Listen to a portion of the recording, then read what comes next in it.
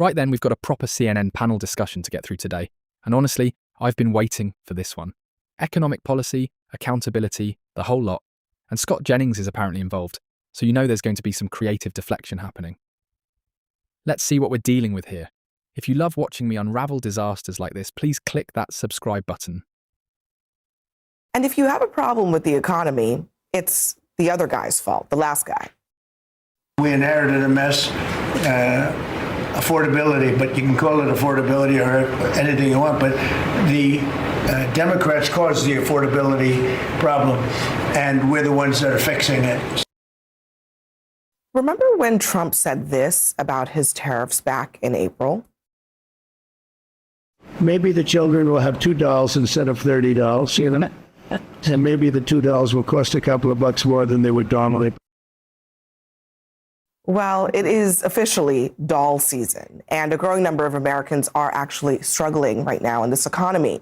A new Fed survey found more Americans say that their finances are, quote, much worse now than they were a year ago. And they don't expect it to get any better in the next year either. Trump's approval rating on the economy has plummeted 15 points since he's taken office. And despite the president saying that the economy is great, he's now giving a $12 billion bailout to farmers who were hurt by his own tariffs. Justin Amash said this, a former GOP representative. He said, Trump swipes money from taxpayers to bail out the farmers who were harmed by the tariffs that Trump himself placed on American businesses and consumers. This is the Trump economy. Senator Flake. Can't argue with that. On tariffs, tariffs are inflationary. That has been a GOP article of faith forever. And it's true. And we're finding that out.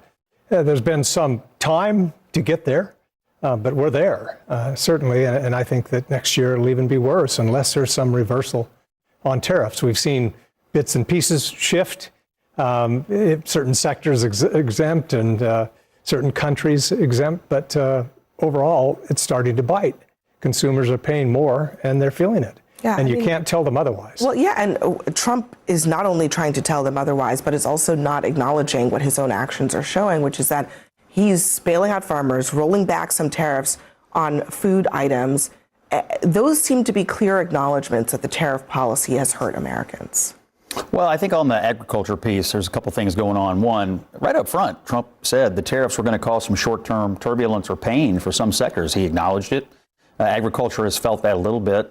The row crop guys especially, but of course they solved some of that with the deal they cut with China. So actually was in. Did they solve that? Because I mean, I don't soybeans? think we would. Oh yeah. I don't think we would be talking about a $12 billion bailout. Well, A, and B, the amount that China has bought is not anywhere near what has been promised. Okay, so they cut a deal with China, and they're in better shape today than they were when we didn't have a deal with China. So that's number one. Number two, I was in Texas Saturday night with the Texas Farm Bureau, spoke to a lot of farmers down there. It was interesting. There were some people that absolutely had concerns. In fact, I talked to one guy who was going to the White House meeting today, and they were glad to get invited to that. I think they feel like what the president's doing on the ag thing is responsive to them. They have concerns, not just tariffs. They're a little worried about the Argentinian beef issue as well. They threw that out. So, yeah, I mean, he's got some issues to work out. But overall, if you look at the Fed survey, people are happy and excited about the job market and the labor market in the United States. That's a good thing. And if you talk to Scott Bessent, he'll tell you that they think in 2026, we're going to see a boom in jobs and growth in this country, thanks to some of the structural changes they made this year. So they're expressing optimism and exuding optimism, and that's what they got to do going into an election. There have been more than 1 million jobs lost so far this year, a number that basically rivals the pandemic time.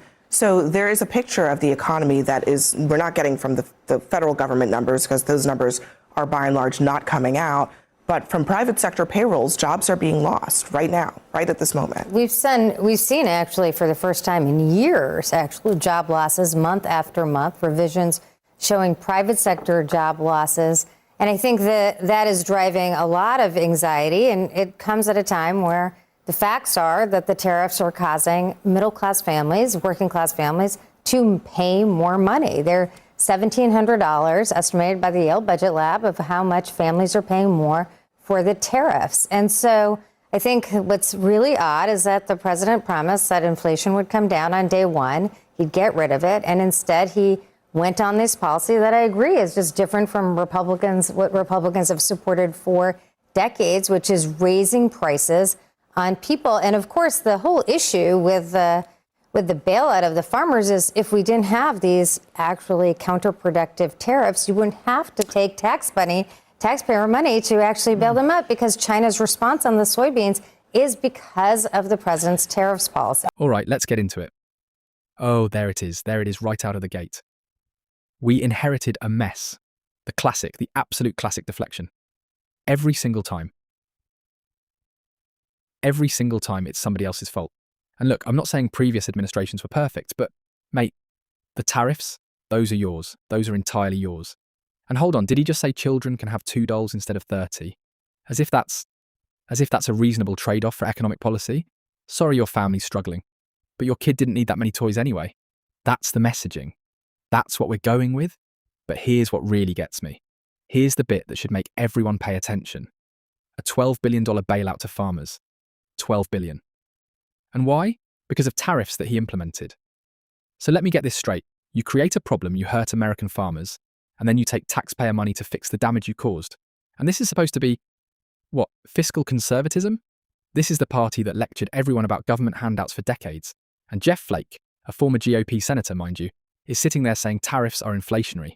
That's been GOP article of faith forever. His words, not mine. So even people from his own side are admitting this doesn't add up.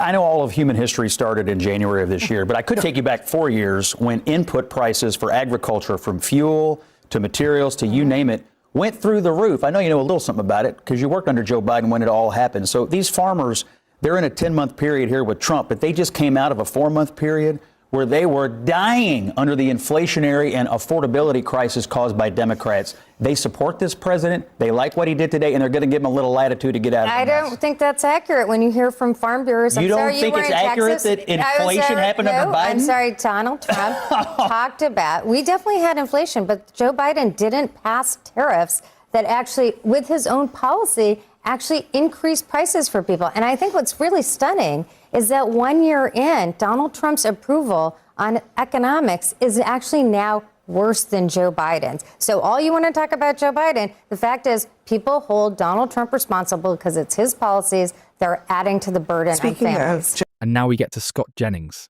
Right, let's talk about this for a moment because, I mean, look, I've watched this man operate for years. He's a professional deflector, that's his job, and here he goes again with the classic move. Well, what about 4 years ago under Biden? Hold on, stop. We're not talking about 4 years ago, Scott. We're talking about right now. We're talking about a president who promised to fix inflation on day one. Day one. And instead, what did he do? Implemented tariffs that even his own party admits are inflationary. And I absolutely love, how Emma Vigeland just doesn't let him get away with it. She's sitting there pointing out the obvious. Biden didn't pass tariffs that raised prices. Trump did. That's his policy. Those are his choices. But Jennings just keeps pivoting back to the past because he cannot defend the present. This is what they do. This is the playbook.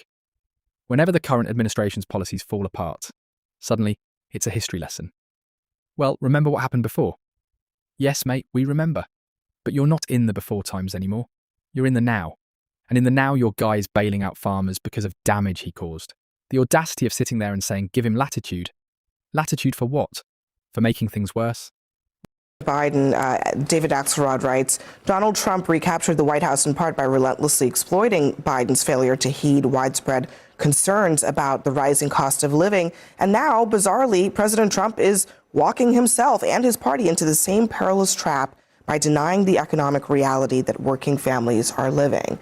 It's kind of hard to argue that when, in some ways, Trump is literally saying a lot of the same things that people are just not feeling it. They're just not seeing how great it is, or that we just have to remind them that this is a PR problem and not an actual economic problem. Well, Abby, I think we should put some of the president's comments into context. I think he is taking some of the celebrations on the prices that have come down, like we've talked about on your show before, prices on fuel, certain food items that are in fact coming down. And I think this, Scott's absolutely right. We should celebrate the fact that Americans are looking at this job market and saying we have a better chance at getting good, high-paying jobs and being able to support ourselves and our families. So, look, this is a reality that the American people are facing. The vice president came out and said, stick with us, give us some time, show a little grace on this issue. The president has said, hey, we're 11 months in. Why should they show and I think, and I do think. That's the part I don't understand. Well, and I do Less than think, 1 year before why should we show grace? Yeah, I mean, I honestly want to know. grace. We ask I'm for the same curious. grace. I don't wanna live know. in a snap election This is system. As we President. suffered through 4 years, as I've said before, and I'll continue to say, to your as the worst point, inflation in my lifetime. To your and many point, Americans' lifetime. this is a president who came into office and he said, this is going to be my top priority. Yep. That you all are suffering under the inflation of the Joe Biden administration. I'm going to fix it. I'm going to fix it on day one, he says. Why should then Americans, almost a year into this thing, turn around and say, well, you know, you've raised prices on us through tariffs, but we're going to just give you some grace? That doesn't make any practical sense, and it doesn't make any political sense. Would it make any sense to go back to the people who caused it in the first place? No. Well, if you ask voters, it's funny that you should bring that up. Oh, Scott got him there. I love that he laughs like, what a zinger this was.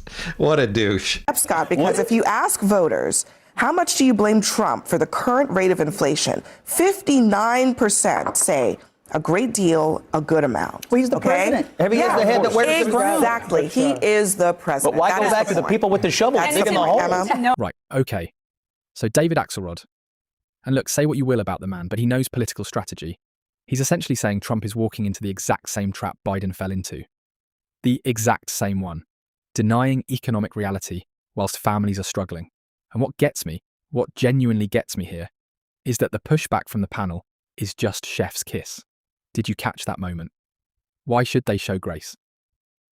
After being told for years that inflation was Biden's fault, that it was unforgivable, that it was destroying America, now suddenly we need to show grace?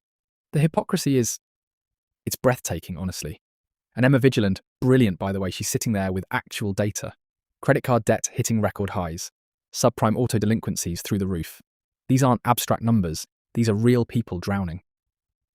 And she's absolutely right about greedflation. Remember when that was dismissed as a left-wing conspiracy theory? Now Trump himself is using the same argument.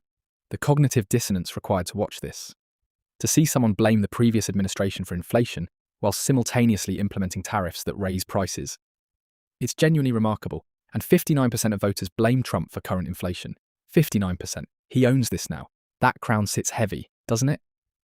That the inflation that occurred under Biden was in part naturally occurring due to supply chain bottlenecks and because the COVID once-in-a-lifetime pandemic occurred. And yes, it occurred. Like we're on trees? Yeah, okay. So, because of supply chain bottlenecks, that's what I'm talking about. There was a labor shortage Policy choices were because made. of COVID. Policy choices and then there were was this made. thing called greedflation, which was called a left-wing conspiracy theory. But then we saw record returns for corporations in their earnings, which showed that even though prices were going up, they were still taking home record returns, these corporations, and in part the Biden administration tried to address that with lean econ and more enforcement. Now Trump's in office and there are no cops on the beat. We just hit a record of credit card debt in this country, over $1.2 trillion of credit card debt. We just hit a record in terms of subprime auto delinquencies, showing that people are really hurting. And there's something like the top 1% owns 50% of all stocks and trades. This is an income inequality problem as well as a tariff problem. Trump is also blaming greedflation now for rising costs. And so, to your point,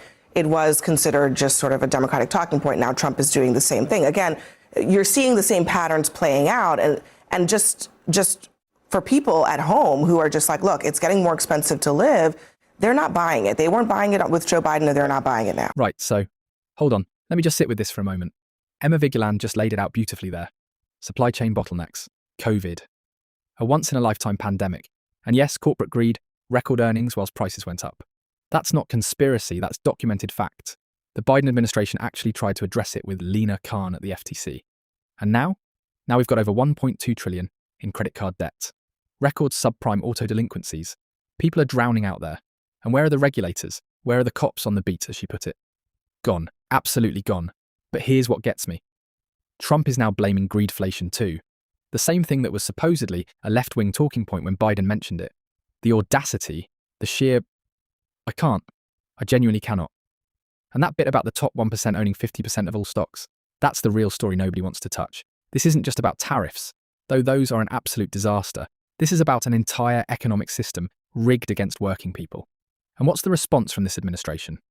More tax cuts for corporations, less enforcement, less accountability. The pattern is right there. Americans didn't buy Biden's explanations, and they're certainly not buying Trump's. The difference? Trump promised to fix it on day one. He made that his entire pitch. The striking thing is, Republican tax and regulatory policy has been good for the economy. Even with that, you see huge inflation because of tariffs. But President Trump's signature economic policy was tariffs. I love tariffs. It's the most beautiful word in the dictionary. He goes on and on about it. And then when tariffs cause inflation, then he tries to say, no, they don't. But tax and regulatory policy has been favorable for business. But it's the uncertainty and the higher tariffs that are hurting the economy. And that's why the president is running away from it at certain times, or he'll exempt certain sectors or certain countries. But it's going to hurt coming into the elections, believe me, unless there's a reversal. And he's hearing it from not just from voters, not just from Democrats, but also from Republicans in his own party as well. Right. So look, I think that clip rather neatly encapsulates everything we've just witnessed, doesn't it? Even a former member of the GOP is sitting there acknowledging that tariffs are inflationary. That's not some progressive talking point. That's been conservative economic orthodoxy for decades. And here's where I land on all of this. What we've just watched is a masterclass in deflection. Every single time the conversation veered towards actual accountability, what happened? Historical blame. But 4 years ago, but Biden? It's exhausting, frankly. The reality is this. Working families are struggling. Credit card debt at record levels, subprime auto delinquencies through the roof. And instead of honest dialogue about why that's happening, we get spin. We get bailouts for problems created by the very policies being defended. So here's my ask to you lot watching at home. Don't just consume this passively. Question the rhetoric. When someone tells you the economy is brilliant while simultaneously bailing out industries hurt by their own policies, that's not success. That's damage control dressed up as governance. We deserve transparency. We deserve leaders who acknowledge when their policies aren't working, instead of gaslighting us into believing otherwise. Drop your thoughts in the comments. Tell me, am I off base here? Because I genuinely don't think I am. Subscribe if you're new, and I'll see you in the next one.